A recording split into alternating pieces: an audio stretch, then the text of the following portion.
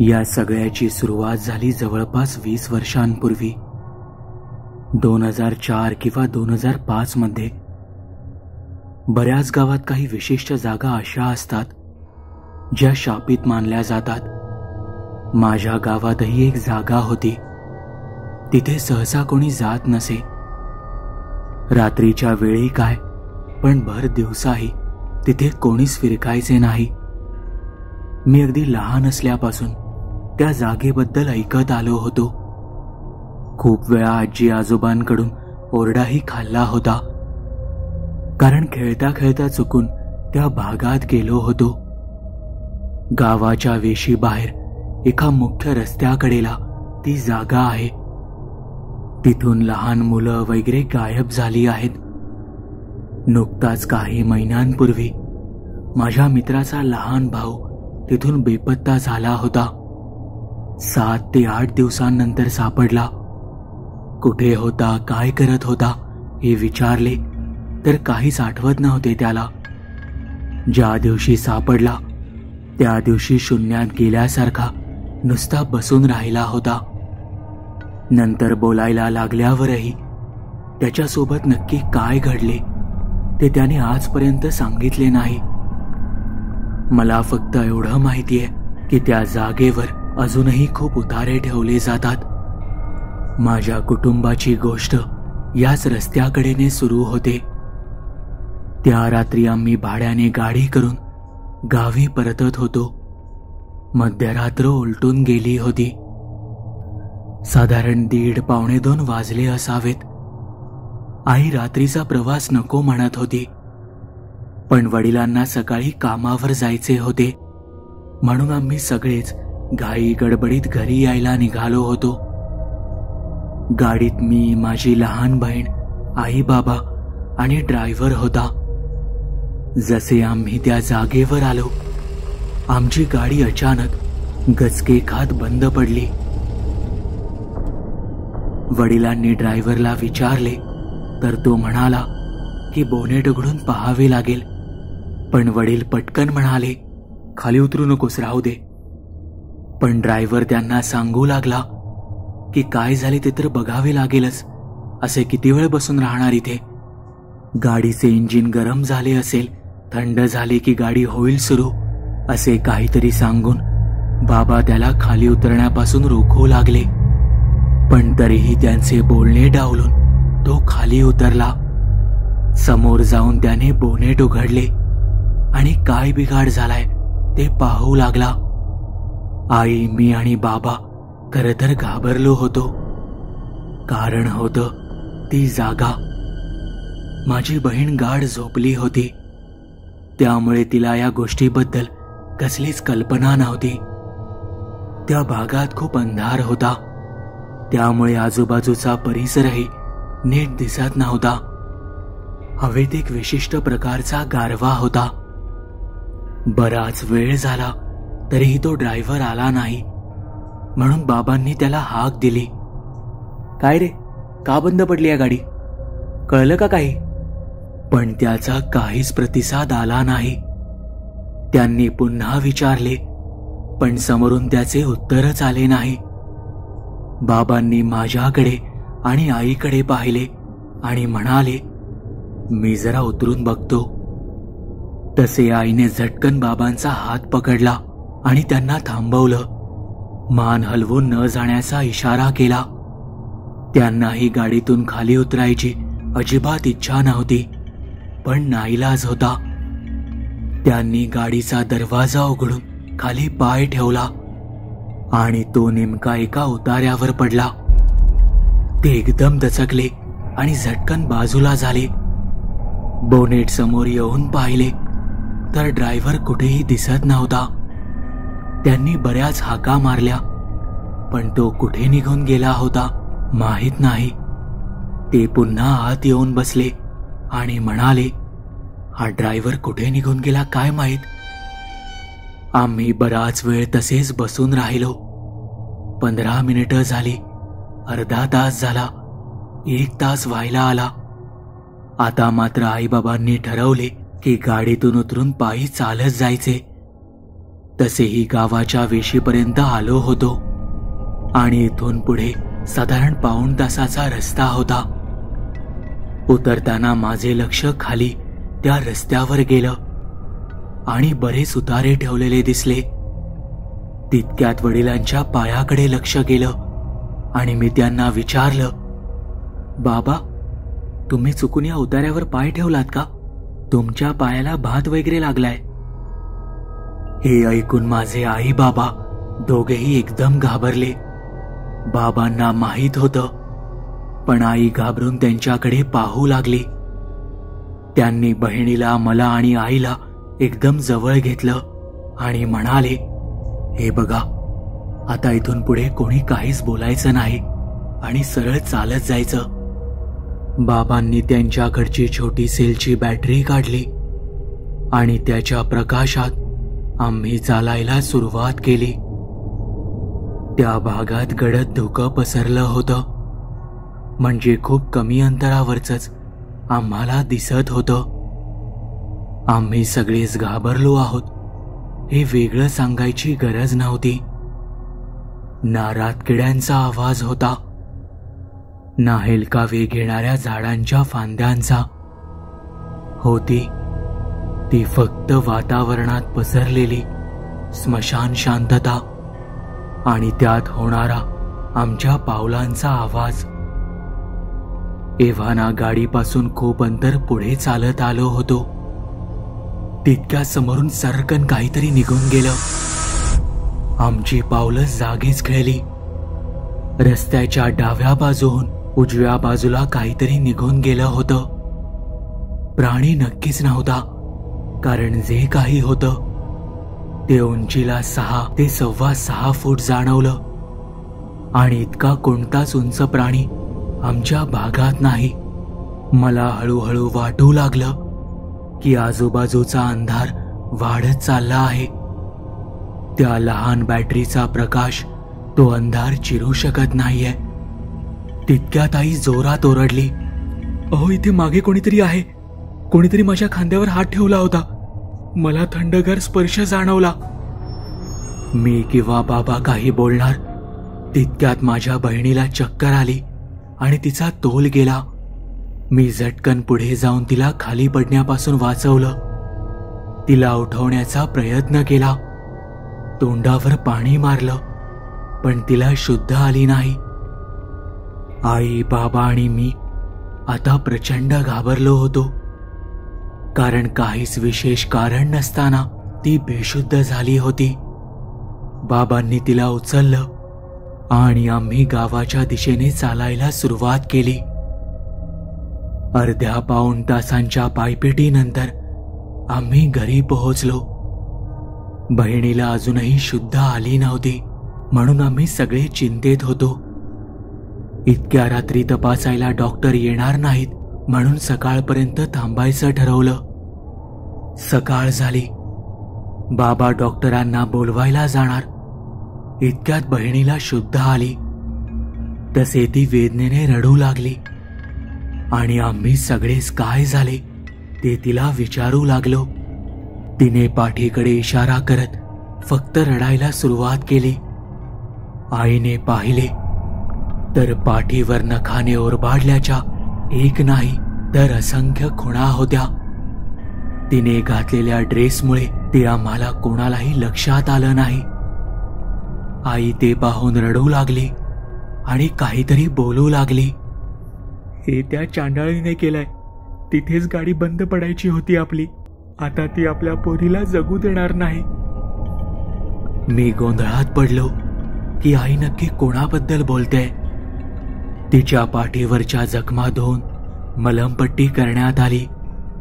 मी मात्र काय घडले, कसे घडले याचाच विचार करत राहिलो. दुपार झाली. आम्ही जेवायला बसलो. तसे त्या ड्रायव्हरचा विषय निघाला. बाबा म्हणाले की पैसे घ्यायला येईलच, तेव्हा विचारू. आमचे बोलणे सुरू असतानाच माझी बहीण अचानक जोरजोरात हसू लागली. पुढ्यातली ताट उचलून भिरकावून दिले आणि जोरात जाऊन भिंतीवर डोकं आपटू लागली. मी आणि बाबांनी जाऊन तिला भिंतीपासून दूर केलं, पण तिच्यात इतकी ताकद संचारली होती की ती आम्हा दोघांनाही सावरत नव्हती. हा सगळा प्रकार मी पहिल्यांदाच अनुभवत होतो. आम्ही कसंबसं तिला सावरून पलंगावर बसवलं. तिच्या चेहऱ्यावर एक विचित्र हसू होतं, जणू काही ती आम्हाला ओळखतच नव्हती. आईला काय करावं कळेना. तिच्या तोंडून अजूनही ते शब्द निघत होते, त्या चांडाळणीने केलंय हे, आता ती पोरीचा जीव घेणार. बाबांनी तिला शांत बसवण्याचा प्रयत्न केला, पण आईच्या चेहऱ्यावरची भीती वाढतच चालली होती. तेवढ्यात अचानक दरवाजावर टकटक झाली. दरवाजा उघडला तर बाहेर तोच ड्रायव्हर उभा होता. त्याचा चेहरा खूपच गंभीर होता. बाबांनी त्याला चिडूनच विचारलं, काय रे, कुठे निघून गेला होतास? काय झालं होतं नेमकं? तो काही वेळ काही बोललाच नाही, फक्त मान खाली घालून उभा राहिला. मग हळूहळू तो सांगू लागला, साहेब, त्या रस्त्यावर आपण ज्या जागी थांबलो होतो तिथे काही वर्षांपूर्वी एक मोठा अपघात झाला होता. एका मुलीचा त्या जागी मृत्यू झालाय आणि लोक सांगतात की तिचा आत्मा अजूनही तिथे भटकतो. कधी कधी ती लोकांना त्रास देते, झपाटते. मी जेव्हा गाडीतून खाली उतरलो तेव्हा मला माझ्या नावाने हाक ऐकू आली आणि मी त्या दिशेने आपोआप चालत जाऊ लागलो. हे ऐकून आईचा चेहरा अजूनच पांढरा झाला. बाबा त्याचे बोलणे मध्येच तोडत म्हणाले, कसल्या फालतू गोष्टी सांगतोस? तुझे पैसे घे आणि निघ इथून. तो ड्रायव्हरही काही न बोलता तिथून निघून गेला. पण माझ्या मनात शंका निर्माण झाली. हा सगळा योगायोग नक्कीच नव्हता. त्यानंतरच्या रात्री सगळं घर शांत होतं, पण आमच्या मनात मात्र एक विचित्र बेचैनी होती. माझा मित्र मला भेटायला आला होता, म्हणून त्याला निरोप देऊन घरात येत असताना मला जाणवले की एक मानव सदृश्य आकृती बहिणीच्या खोलीतल्या खिडकीत उभी आहे. आई बाबांपैकी कोणीच नव्हतं, कारण ती आकृती तब्बल 6-6.5 फूट उंच होती. एका क्षणात मला रात्रीचा प्रसंग आठवला आणि अंगावर सर्रकन काटा येऊन गेला. मी घरात आलो, पण याबद्दल कोणाला काहीच सांगितलं नाही, कारण मला आईबाबांना हे सांगून अजून भीती दाखवायची नव्हती. त्या मध्यरात्री अचानक माझी बहीण पुन्हा किंचाळत उठली. ती बेडवर उभी राहून जोरजोरात काहीतरी बोलत होती, पण तिचा आवाज पूर्णपणे बदलला होता. एका किळसवाण्या घोगऱ्या आवाजात ती म्हणाली, घेऊन जाणार मी हिला, ही मला आवडली आहे. मी आई बाबा खूप घाबरलो होतो. आम्हाला कळेना काय करावं. तेवढ्यात आईने अचानक एक उपाय सुचवला. ती म्हणाली की आपण गावातल्या एका जुन्या महाराजांकडे जाऊया, ते आपल्याला नक्कीच मदत करू शकतील. त्या क्षणी आम्ही निर्णय घेतला की त्या महाराजांकडे जाऊन या विचित्र प्रकारातून बाहेर पडायचा आपण प्रयत्न करावा. ती रात्र खूप भयंकर होती. माझ्या बहिणीने संपूर्ण रात्र झोप घेतली नाही. तिचं वागणं असामान्य होतं. कधी ती स्वतःशीच बोलायची, तर कधी ती कोपऱ्यात बसून भिंतीकडे एकटक पाहत राहायची. आई बाबांनी कसंबसं तिला शांत ठेवलं, पण सगळ्यांच्याच मनावर खूप मोठं दडपण आलं होतं. बघता बघता सकाळ झाली. आम्ही महाराजांकडे जायचं ठरवलं. आईने तिला कशाने तरी ओवाळलं. एव्हाना बाबांनी गावातल्या एका व्यक्तीला सांगून दुसरी गाडी मागवली होती. आम्ही सगळे गावाच्या बाहेर असलेल्या एका जुन्या आश्रमाकडे जायला निघालो. तिथे पोहोचल्यावर तिथलं वातावरण अजूनच गंभीर वाटू लागलं. आश्रमाच्या आवारात पाऊल ठेवताच एक विचित्र शांतता जाणवली आणि त्याचबरोबर अंगावर काटा येईल अशी थंडगार झुळूक अंगाला स्पर्शून गेली. आम्ही तिला आत घेऊन गेलो. तिथे महाराज एका गादीवर ध्यानस्थ बसलेले होते. त्यांच्या चेहऱ्यावर एका प्रकारचा गंभीरपणा होता. आईने महाराजांना सगळी कहाणी सांगितली. त्यांनी ती नीट ऐकून घेतली आणि डोळे मिटून काहीतरी मंत्र जपत राहिले. मग हळूहळू डोळे उघडून त्यांनी सांगायला सुरुवात केली. तुमच्या मुलीवर एका दुष्ट आत्म्याचा प्रभाव आहे. ती आत्मा अपघातात मृत झालेल्या एका मुलीची आहे. तिच्या मृत्यूनंतर तिच्या आत्म्याला शांती मिळाली नाही आणि आता ती तुमच्या मुलीच्या शरीरात आहे आणि तिला नरक यातना देते. हे ऐकून सगळ्यांचं काळीज धडधडू लागलं. मग महाराजांनी आम्हाला काही उपाय सांगितले. ते म्हणाले, तुमच्या मुलीला तिच्या मूळ ठिकाणी परत न्यायला हवं. त्या ठिकाणी एक विधी करावा लागेल ज्याने आत्म्याला शांती मिळेल. त्यानंतरच तिचा त्रास थांबेल. महाराजांनी आम्हाला त्या जागी नेण्यासाठी आवश्यक असलेलं सामान दिलं आणि सावधगिरीने तिथे जाऊन काय करायचं ते समजावलं. आम्ही आता जड मनाने आणि भीतीने भारावून ते सगळं करायला तयार झालो. महाराजांनी दिलेल्या वस्तू घेतल्या आणि त्यांनी सांगितलेल्या विधीचं बारीक सारीक मार्गदर्शन मनात करून आम्ही तिथून निघालो. आई, बाबा आणि मी सगळे चिंतेत होतो. माझी बहीण मात्र अगदी शांतपणे बसली होती. जणू काही तिला काहीच कळत नव्हतं. ज्या ठिकाणी अपघात झाला होता ती जागा पुन्हा आठवली तरी अंगावर शहारे येत होते. आम्ही तिथे पोहोचलो तशी माझ्या बहिणीची अवस्था हळूहळू बदलायला लागली. तिचा चेहरा वेगळा दिसू लागला. डोळे मोठे झाले होते आणि तिचा श्वास जोरजोरात चालू झाला होता.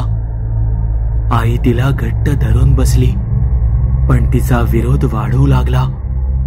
नंतर बाबांनीही तिला धरून ठेवलं आणि महाराजांनी सांगितलेले विधी मी स्वतः सुरू करण्यासाठी तयारी केली.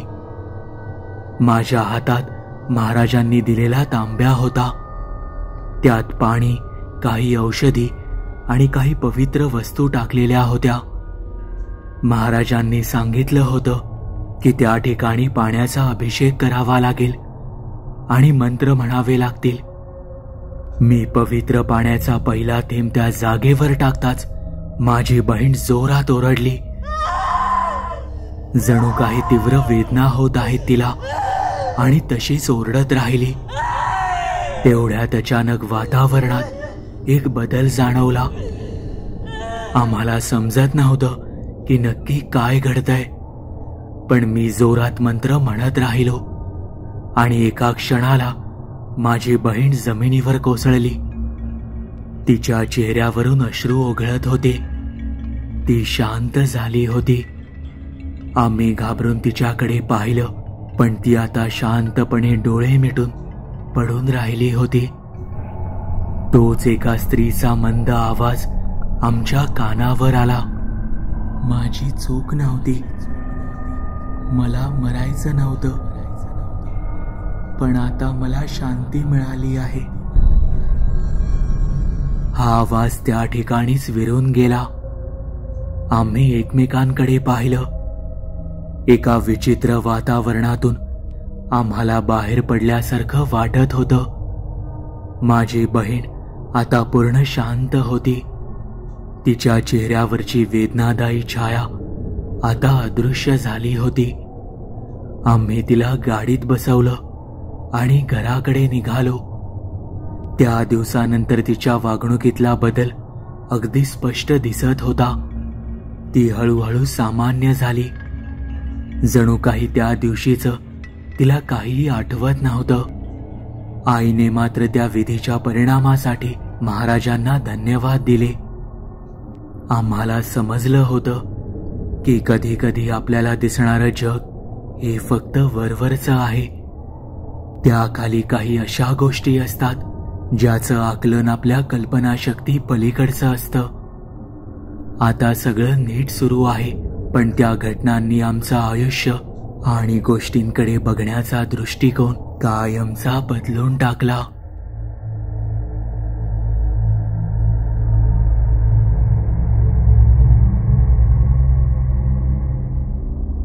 तुम्हाला ही कथा आवडली असेल तर या व्हिडिओला लाईक आणि शेअर करायला विसरू नका. जर तुम्ही आपल्या चॅनलवरती नवीन असाल तर आपल्या चॅनलला सबस्क्राईब नक्की करा आणि बेल आयकॉनवरती क्लिक करा, म्हणजे तुम्हाला पुढील येणाऱ्या व्हिडिओचे नोटिफिकेशन लगेच मिळेल. तुमच्याकडेही अशा कथा किंवा अनुभव असतील तर ते तुम्ही मला आपल्या वेबसाईटद्वारे म्हणजेच TEKStoryteller.com द्वारे पाठवू शकता. त्याची लिंक मी या व्हिडिओच्या डिस्क्रिप्शनमध्ये दिली आहे. आपल्या चॅनलबद्दलचे अपडेट्स मिळवण्यासाठी आपल्या फेसबुक, इंस्टाग्राम, ट्विटर आणि टेलिग्राम या चॅनल्सला फॉलो करायला विसरू नका. आपल्या चॅनलवर पोस्ट झालेल्या सगळ्या कथा तुम्ही आता आपल्या वेबसाईटद्वारेही वाचू शकता. त्यासाठी आपल्या वेबसाईटला म्हणजेच TEKStoryteller.com ला भेट द्यायला विसरू नका.